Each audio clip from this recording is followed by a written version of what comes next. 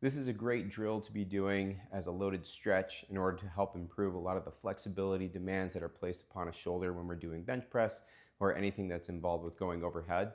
This is going to help us restore some retraction of the shoulder blade, and we're really focusing a lot on that pec minor tissue, commonly done through a doorway stretch.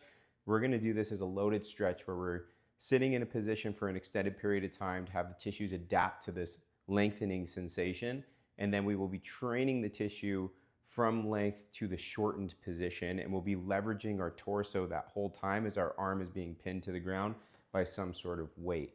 In this case, I'm going to be using 25 pounds. So I put the plate on my arm and I'll show you how to position this.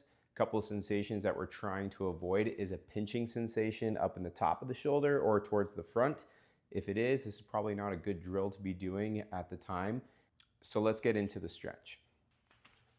I like to have some sort of support system for my neck and my head. So a yoga block, a pillow, anything works in this case. And as I position myself, I'm going to grab that 25-pound plate. I want to make sure that my arm is slightly above 90 degrees from my torso. So that weight is pinning me down right about there. So I'll start on my side towards the affected arm that I'm trying to stretch. And as I'm getting ready to stretch, I'm making sure that I'm really relaxed through my arm. I'm going to start turning and rotating my whole entire body away from that shoulder and drop my hips and my legs to the opposite side to feel a very, very nice stretching sensation along the front side here. This isn't meant to be a super deep stretch or strenuous. It should be a comfortable stretch. We're going to be here for a little bit, so about approximately 2 minutes in order to make the effect. Some things that I can do to enhance the stretch and to enhance my nervous system to get used to this position would be to utilize my breath. So when I take an inhale, I'm really thinking about expanding that air in through that chest wall and targeting the right side of my shoulder. And then I'll exhale softly through the mouth and allow my body to just sink deeper into that stretch. Again, I take a nice soft inhale. And then I slowly exhale through the mouth.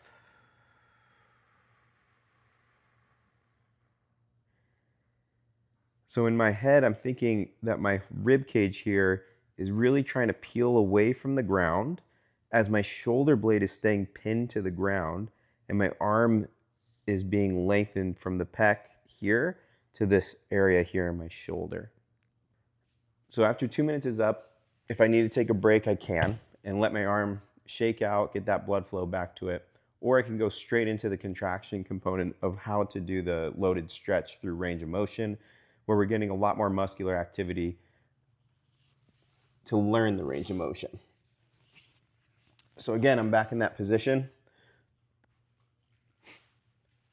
I'm thinking about my forearm from here to my hand is lifting up towards my torso, but I'm not going to physically let it leave the ground. I'm just trying to contract the muscle, and then I will put it into a stretch again. And then I will bring my body back towards that arm. And I'm just holding this, what we can call like a quasi-isometric contraction through the anterior chest wall, let's call it. So my arm's in the position I want. I start to put pressure into the weight here, and now I can feel the front side of my chest is contracted at that fully shortened position. And then I will start to lift my legs and trail over to the opposite side while I'm still lifting up through that weight.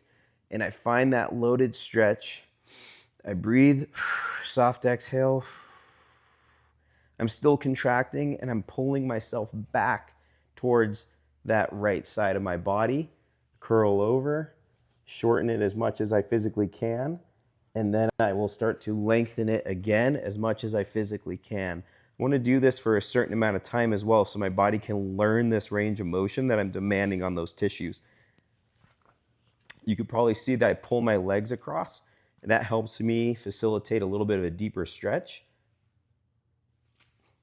And I just keep going, and I like to put a timer on and do this for roughly 60 to 90 seconds for one set, and that would be plenty to get that arm to drop towards the ground and improve external rotation and retraction of that shoulder blade.